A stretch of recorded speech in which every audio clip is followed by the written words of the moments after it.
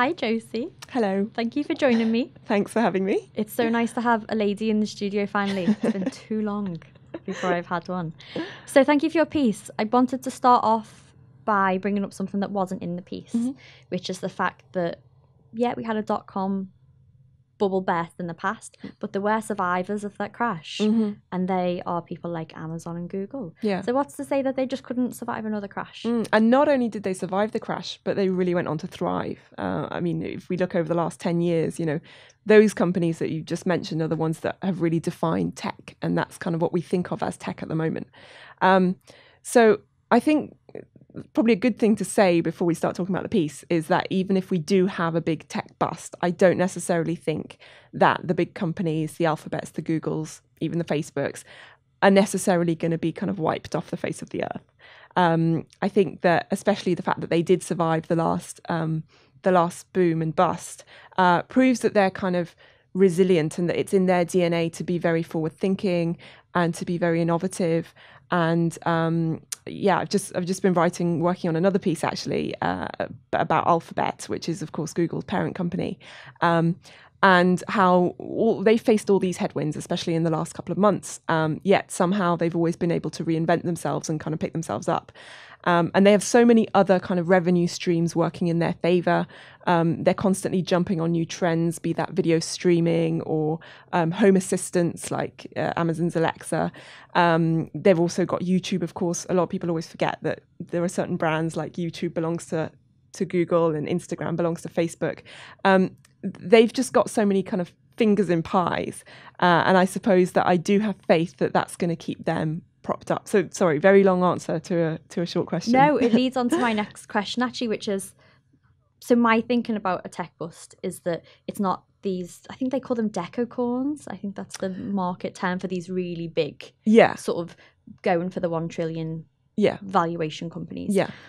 They'll survive, but it's the unicorns. It's the companies so unicorns, for listeners who haven't come across the term before, it's companies which are dependent upon welfare, venture capital welfare to keep them alive. So it might be say Uber, who are having to, I think right now they're having to expend like £1 billion in China to ward off their competition. Yeah. So it's those companies who once investors get a little bit shaky, they're left with nothing because they're so dependent upon investors. And then I wonder if that allows for bigger companies, say your Amazons or Googles, to snap them up.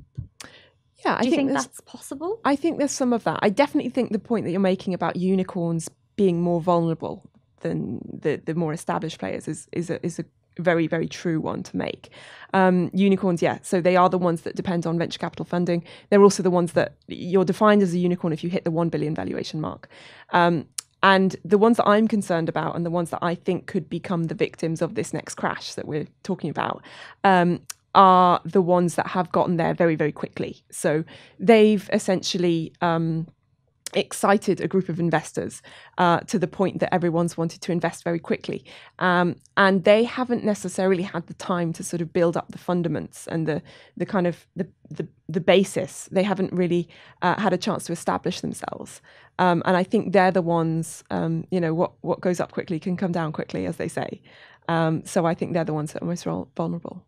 And with your one-trick ponies, your companies who have one model, say Airbnb, which I think they're one of the top 5 unicorn companies. Yep. So the biggest hotel firm without any hotels. Yeah. But that's all they do. Whereas you have companies like Alphabet, who are diversifying, or even Facebook, which has a number of different revenue models that it's playing with at any given time. Airbnb is a funny one, actually, because I do think that they're almost... we can't really group them with the sort of quick fire unicorns that we're talking about, Airbnb, and they are trying very hard to diversify as well. So they're developing things like Airbnb Experience. I don't think that's the exact brand name for it, but they're basically tailoring trips for people where locals in certain cities don't only provide their homes, but they also take you out on a trip around the city and kind of give you the local insight. So they're like, clearly they know that they can't just subsist on renting out apartments. They know that they have to add more to it. And I do feel like they have got that creativity and that innovation to carry them through. But you're right, other companies that only offer one service or one product, those are the ones I'd be most worried about. That's really interesting that you talk about someone like Airbnb turning themselves into a luxury company, because that's a theory that's been floating around, that these lean platforms like your Ubers, your Airbnbs won't be able to survive because of regulation, which is one of the reasons you cite for a crash. So it's companies who deal with services, so they might encounter things like cracking down on apartments without hotel licensing. Or your Ubers who might have to stop paying their staff more, and that kind of breaks their business model. So that's regulation will hit those companies quite badly. Would you say that goes for the big companies as well, like your Amazons and Googles? Yeah, regulation's obviously a huge one. And as you say, the size of the company determines how well they'll be able to fend that off. So on the sort of very, very top end of the spectrum, Alphabet, very topical, Google. So they were slapped with that massive EU fine that I mentioned in the piece. And then subsequently, actually, after I wrote that piece, we had the earnings out that sort of covered that period. And that fine did have an impact on the earnings, but not huge. It was sort of, it sort of shrugged, Alphabet kind of shrugged it off. And I was chatting to a couple of bankers and like the analysts who do this for a living, who look at these companies and analyze them. And a lot of them said to me, this is obviously a bad thing. And if there are more fines that could come, then it could change the way that Google operates. But it's not a game changer for them at the moment. And a lot of these analysts have price targets on the stock, which is significantly higher than where the stock is now. So they still think, we've got a run to come, which is interesting. But obviously regulation, if you're a smaller company, yes, you're more nimble and you can adapt faster to market trends and things like that. But a big regulatory change could really ruin you. And you're right, Uber has been smacked with regulation. It's not able to operate in certain countries because of regulation. Airbnb, it's the same scenario. And I think that institutions like the EU and the Competition and Markets Authority, they're showing their teeth, and they also want to assert themselves and prove that companies can't do whatever they want. And they're taking their role as representing consumers very, very seriously. We're seeing that especially in the UK. Obviously, it's really topical with the gig economy stuff and the Matthew Taylor report, and the way that that's impacted people like Uber and like Deliveroo. So it's an ongoing tale, but it's certainly what's going to shape the tech sector, I'd say. Are there limitations to regulation though? Because right now it's just the EU who's been sort of whacking these fines because of lack of competition on Google search engine. But if it's just the EU and you have other countries where the internet is still a wild west, does that, because the internet's borderless nature, do regulations defined by borders actually become irrelevant? It's a great question. It's very existential almost, isn't it? I do know that. It's not, I think actually it's not just the EU. I think the EU is probably the most prominent one, just because of the news flow that we've had and the way that they've also responded to things like tax breaks and tax dodging, I suppose, in Europe and in the UK, and all these companies coming across from the US trying to repatriate cash for tax purposes and all that kind of stuff. That's really drawn our attention to the EU. But, regulation out of the US it can be equally harsh as well. They're certainly one to watch as well.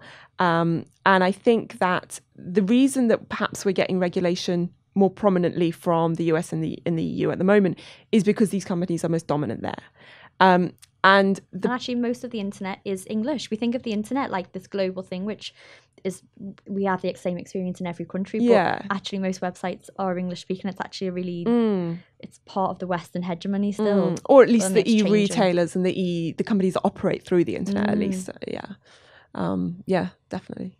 And in terms of regulation as well, so when you look at it and you cite this in your piece, you say it's from people's data to consumer standards, but it's all consumer privacy, but it's all to do with data. And you have companies like Facebook and Google Ads, which primarily deal in data. That's their like raw material. Yeah. But then you have companies like Amazon who actually make most of their money from cloud-based services. Yeah. So maybe companies like Google and Facebook might be hit harder by fines and regulation, but perhaps there's other companies in whom their DNA would make them immune to regulation. Does that make sense? To an extent, yeah. I think, I mean, you talked about Amazon. I think they're a really interesting example. And actually, I had the pleasure of being at a dinner just last night with Amazon. And I sat next to a few of their kind of heads of departments. And I sat next to their fashion head, which was fantastically interesting because she was telling me all about how they actually work with so many local businesses. And I think that the reason why Amazon might be less in the crosshairs of regulators than perhaps a Google or a Facebook at the moment is because they're very much facilitating businesses.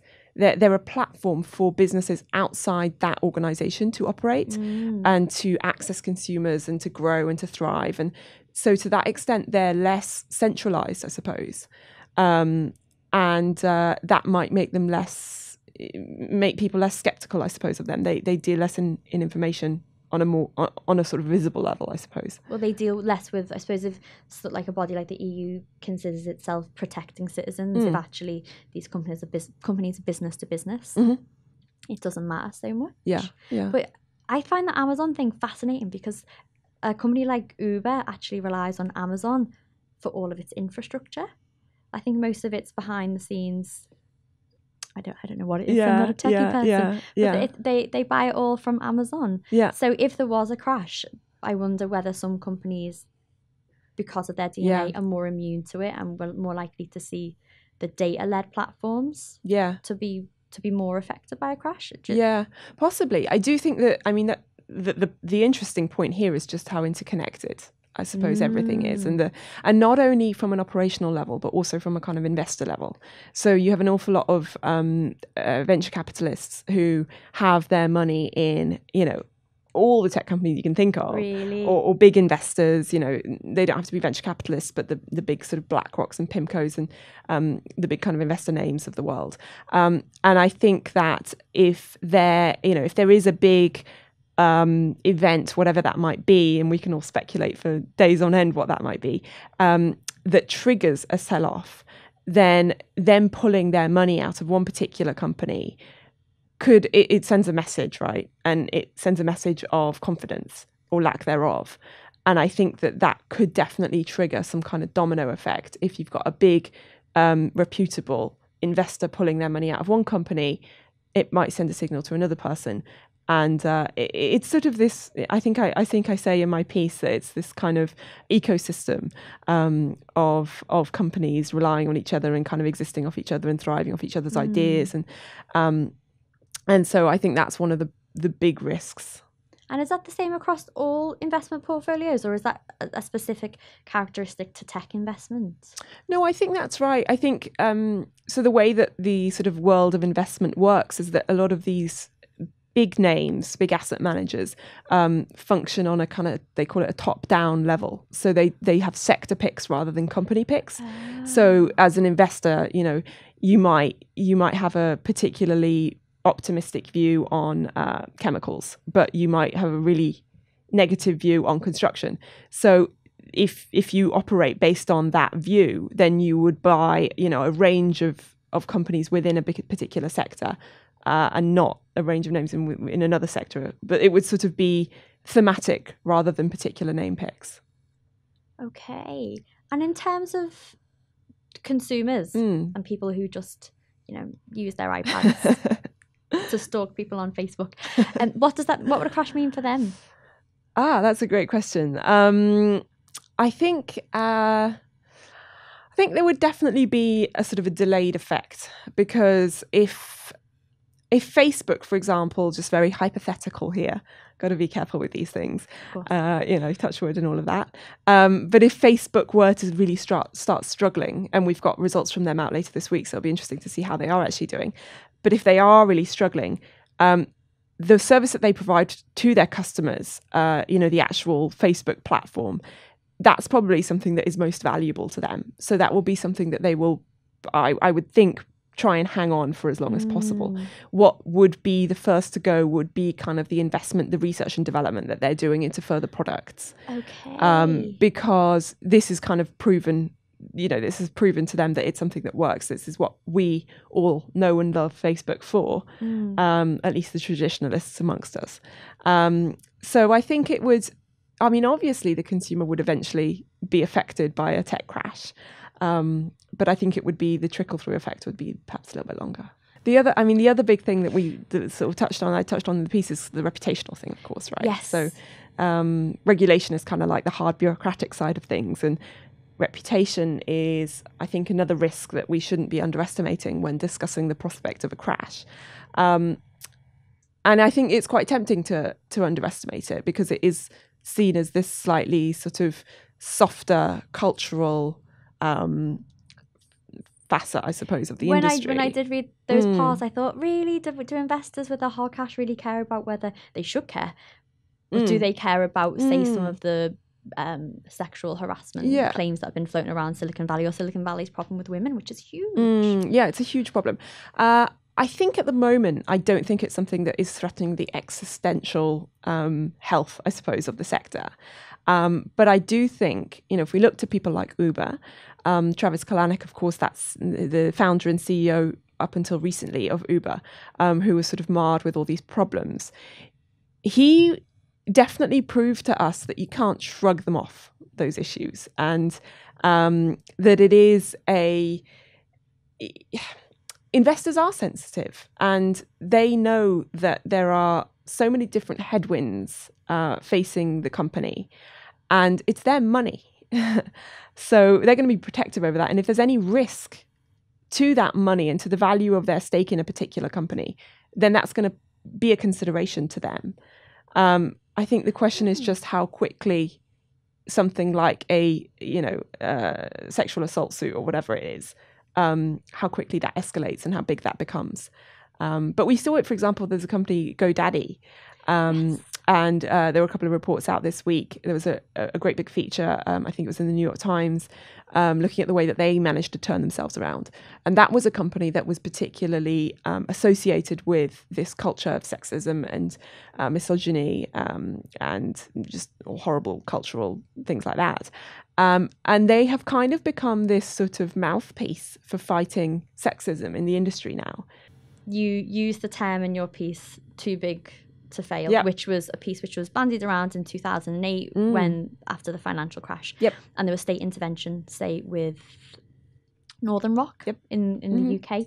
Do you think the state would intervene to save a tech crash? Because the state is actually so invested in these tech companies now for innovation. But also for just harvesting raw data. You have, say, it's quite a big case example, but you have security services. Services now are hugely dependent upon Google searches and information on Facebook to gather data for intelligence. So do you think there'd be any state intervention, or they keep away? It's a great question. I don't know. I don't know the answer to that. I think you're absolutely right. I think these companies have become so integral to the way that we operate that there is definitely there's definitely and we've seen it in Germany, for example. Car companies across Europe, in France as well, have been rescued by state aid. So it's not unthinkable that it spans beyond banking. These companies, I still feel like these companies are quite new. We talk about them as if they've been around forever, but it feels like it, doesn't it? It does, For some people's lifetimes, they've been around well, forever. Well, yeah, exactly. But I actually made some notes just before we came on. And Google's only been around since 1998. Amazon's been around since 1994. So these are actually quite new companies. And I don't think that they necessarily have the sort of historical clout and gravitas yet to define a society and a community. I feel like state intervention is a long stretch, but I haven't seen a crash yet. So who knows what's going to happen? And we haven't seen a crash when it's become so integrated into our everyday lives. Yeah, absolutely right, yeah. So not that we're in the predictions game, but I love a prediction. If you had to say when a crash might be. So it's interesting, and a lot of people approached me after I wrote that piece. Really? And I had a fair number of discussions on this, and it maybe made me change my viewpoint slightly. Okay. I don't think we're going to see the type of dramatic crash that we saw back at the tail end of the 1990s, because I think we've become a lot more educated. The internet's no longer as exciting as it was, and we're more cautious. So I don't think we're going to see sort of this sell-off overnight where, hundreds of companies go bust. But I do think we are going to see quite a dramatic correction in things like stock prices. As I say in the piece, Google's share price is up 30% over the last year. Amazon's is up 40% over the last year. So I just don't think it's sustainable. I think probably in the next 18 months, we could start seeing quite dramatic selling. But I don't think it's going to be the kind of blow to the whole ecosystem of markets and the economy that we've seen in the past. Well, thank you. Thanks for having me.